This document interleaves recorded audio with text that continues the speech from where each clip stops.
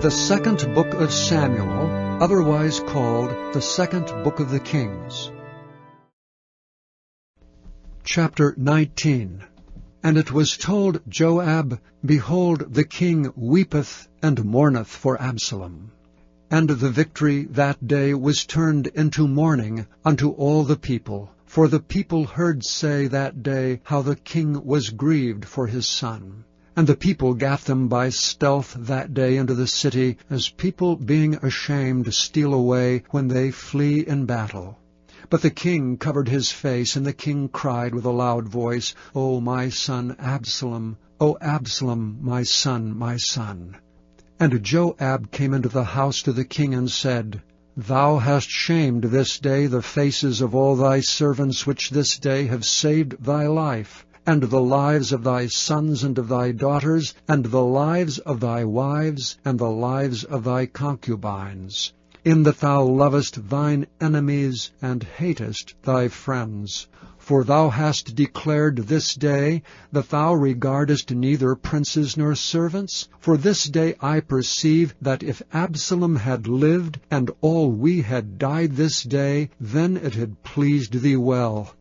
Now therefore arise, go forth, and speak comfortably unto thy servants.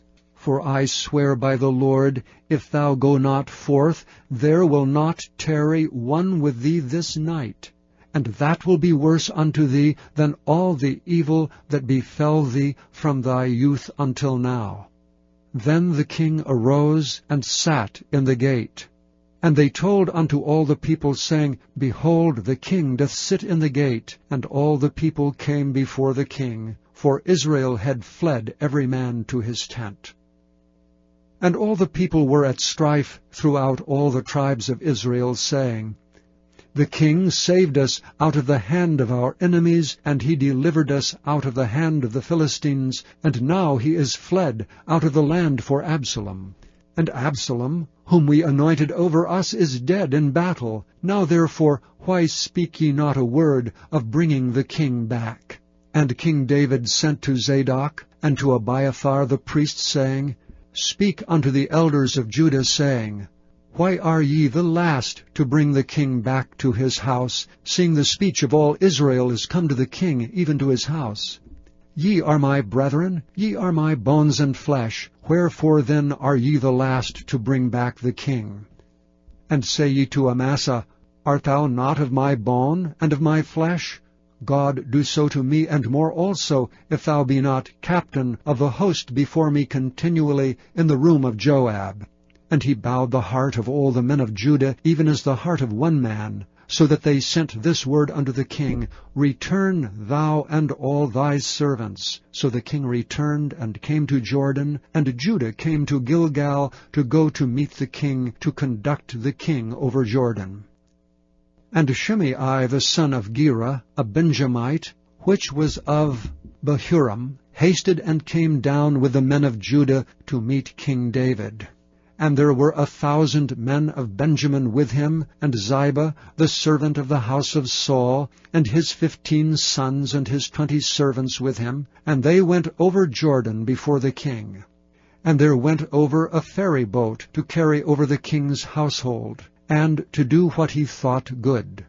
And Shimei the son of Gera fell down before the king as he was come over Jordan, and said unto the king, Let not my lord impute iniquity unto me, neither do thou remember that which thy servant did perversely the day that my lord the king went out of Jerusalem, that the king should take it to his heart. For thy servant doth know that I have sinned. Therefore, behold, I am come the first this day of the house of Joseph to go down to meet my lord the king.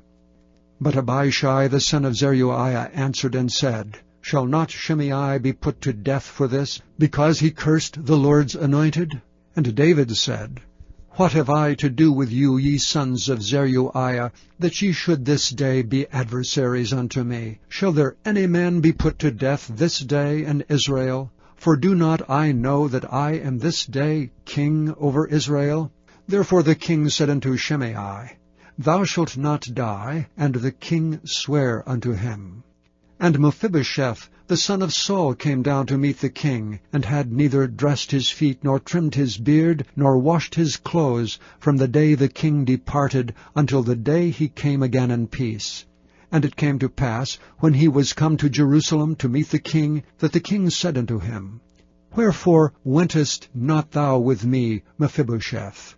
And he answered, My lord, O king, my servant deceived me. For my servant said, I will saddle me an ass, that I may ride thereon, and go to the king, because thy servant is lame. And he hath slandered thy servant unto my lord the king. But my lord the king is as an angel of God. Do therefore what is good in thine eyes. For all of my father's house were but dead men. For all of my father's house were but dead men before my lord the king. Yet didst thou set thy servant among them that did eat at thine own table. What right therefore have I yet to cry any more unto the king? And the king said unto him, Why speakest thou any more of thy matters? I have said, Thou and Ziba divide the land. And Mephibosheth said unto the king, Yea, let him take all, forasmuch as my lord the king is come again in peace unto his own house. And Barzillai the Gileadite came down from Rogelim, and went over Jordan with the king to conduct him over Jordan. Now Barzillai was a very aged man, even 80 years old, and he had provided the king of sustenance while he lay at Mahanaim, for he was a very great man. And the king said unto Barzillai, Come over with me, and I will feed thee with me in Jerusalem. And Barzillai said unto the king, How long have I to live, that I should go up with the king unto Jerusalem? I am this day 80 years old, and can I discern between good and evil? Can thy servant taste what I eat or what I drink? Can I hear any more the voice of singing men and singing women? Wherefore then should thy servant be yet a burden unto my lord the king? Thy servant will go a little way over Jordan with the king, and why should the king recompense me with such a reward? Let thy servant, I pray thee, turn back again, that I may die in mine own city, and be buried by the grave of my father and of my mother. But behold, thy servant Chimham, let him go over with my lord the king, and do to him what shall seem good unto thee. And the king answered, Chimham shall go over with me, and I will do to him that which shall seem good unto thee. And whatsoever thou shalt require of me, that will I do for thee. And all the people went over Jordan. And when the king was come over, the king kissed Barzillai and blessed him, and he returned unto his own place. Then the king went on to Gilgal, and Chimham went on with him, and all the people of Judah conducted the king, and also half the people of Israel. And behold, all the men of Israel came to the king, and said unto the king, Why have our brethren, the men of Judah, stolen thee away, and have brought the king and his household, and all David's men with him, over Jordan? And all the men of Judah answered the men of Israel, Because the king is near of kin to us. Wherefore then be ye angry for this matter? Have we eaten at all of the king's cost? Or hath he given us any gift? And the men of Israel answered the men of Judah, and said, We have 10 parts in the king, and we have also more right in David than ye. Why then did ye despise us, that our advice should not be first had in bringing back our king? And the words of the men of Judah were fiercer than the words of the men of Israel. Chapter 20. And there happened to be there a man of Belial, whose name was Sheba, the son of Bichri a Benjamite, and he blew a trumpet and said, We have no part in David, neither have we inheritance in the son of Jesse. Every man to his tents, O Israel. So every man of Israel went up from after David, and followed Sheba the son of Bichri, but the men of Judah clave unto their king from Jordan even to Jerusalem. And David came to his house at Jerusalem, and the king took the 10 women his concubines, whom he had left to keep the house, And he put them in ward, and fed them, but went not in unto them. So they were shut up unto the day of their death, living in widowhood. Then said the king to Amasa, Assemble me the men of Judah within 3 days, and be thou here present. So Amasa went to assemble the men of Judah, but he tarried longer than the set time which he had appointed him. And David said to Abishai, Now shall Sheba the son of Bichri do us more harm than did Absalom. Take thou my lord's servants, and pursue after him, lest he get him fenced cities, and escape us. And there went out after him Joab's men, and the Cherethites, and the Pelethites, and all the mighty men. And they went out of Jerusalem to pursue after Sheba the son of Bichri. When they were at the great stone which is in Gibeon, Amasa went before them, and Joab's garment that he had put on was girded unto him, and upon it a girdle with a sword fastened upon his loins in the sheath thereof. And as he went forth, it fell out. And Joab said to Amasa, Art thou in health, my brother? And Joab took Amasa by the beard, and with the right hand to kiss him. But Amasa took no heed to the sword that was in Joab's hand, so he smote him therewith in the 5th rib, and shed out his bowels to the ground, and struck him not again, and he died. So Joab and Abishai his brother pursued after Sheba the son of Bichri. And one of Joab's men stood by him and said, He that favoureth Joab, and he that is for David, let him go after Joab. And Amasa wallowed in blood in the midst of the highway. And when the man saw all the people stood still, he removed Amasa out of the highway into the field, and cast a cloth upon him, when he saw that every one that came by him stood still. When he was removed out of the highway, all the people went on after Joab, to pursue after Sheba the son of Bichri. And he went through all the tribes of Israel unto Abel, and to Beth-maachah, and all the Berites, and they were gathered together, and went also after him. And they came and besieged him in Abel of Beth-maachah, and they cast up a bank against the city, and it stood in the trench. And all the people that were with Joab battered the wall to throw it down. Then cried a wise woman out of the city, Hear, hear, say I pray you unto Joab, Come near hither, that I may speak with thee. And when he was come near unto her, the woman said, Art thou Joab? And he answered, I am he. Then she said unto him, Hear the words of thine handmaid. And he answered, I do hear. Then she spake, saying, They were wont to speak in old times, saying, They shall surely ask counsel at Abel, and so they ended the matter. I am one of them that are peaceable and faithful in Israel. Thou seekest to destroy a city and a mother in Israel. Why wilt thou swallow up the inheritance of the Lord?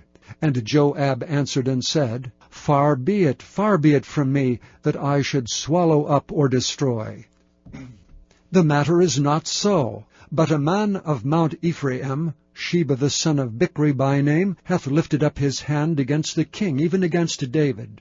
Deliver him only, and I will depart from the city. And the woman said unto Joab, Behold, his head shall be thrown to thee over the wall. And the woman went unto all the people in her wisdom, and they cut off the head of Sheba the son of Bichri, and cast it out to Joab. And he blew a trumpet, and they retired from the city, every man to his tent. And Joab returned to Jerusalem unto the king. Now Joab was over all the host of Israel, and Benaiah the son of Jehoiada was over the Cherethites and over the Pelethites, and Adoram was over the tribute, and Jehoshaphat the son of Ahihud was recorder, and Sheva was scribe, and Zadok and Abiathar were the priests, and Ira also the Jairite was a chief ruler about David.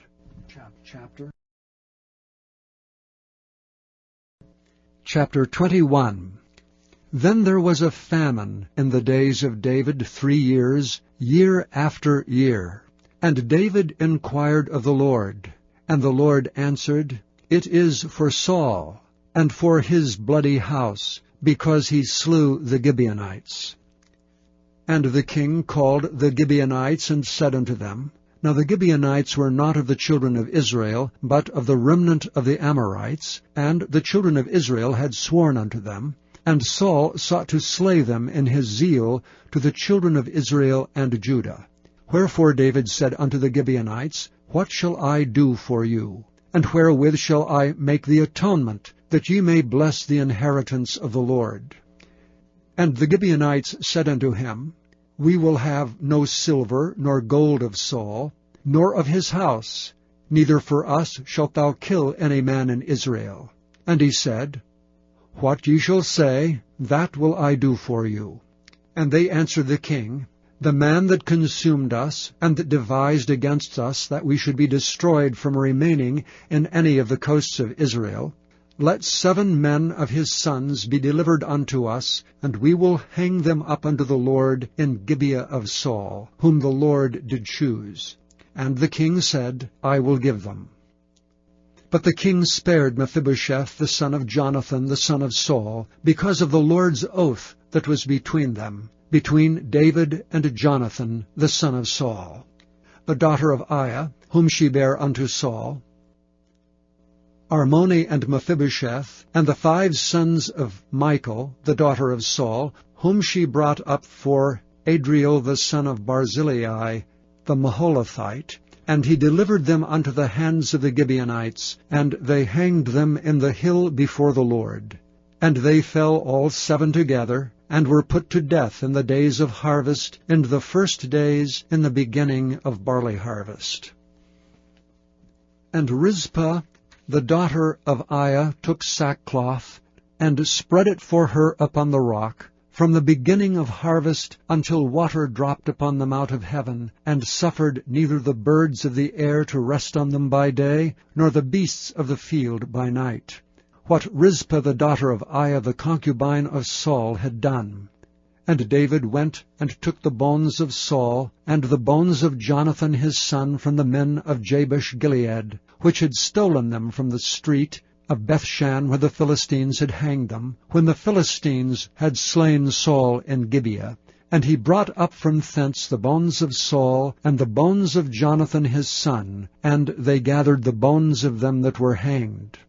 And the bones of Saul and Jonathan his son buried they in the country of Benjamin in Zelah, and the sepulchre of Kish his father, and they performed all that the king commanded. And after that God was entreated for the land. Moreover, the Philistines had yet war again with Israel, and David went out, and his servants with him, and fought against the Philistines, and David waxed faint. And Ishbi-Benob, which was of the sons of the giant, the weight of whose spear weighed 300 shekels of brass in weight, he being girded with a new sword, thought to have slain David. But Abishai the son of Zeruiah succored him, and smote the Philistine, and killed him. Then the men of David sware unto him, saying, Thou shalt go no more out with us to battle, that thou quench not the light of Israel. And it came to pass after this, that there was again a battle with the Philistines at Gob. Then Sibbecai slew Zaph, which was of the sons of the giant.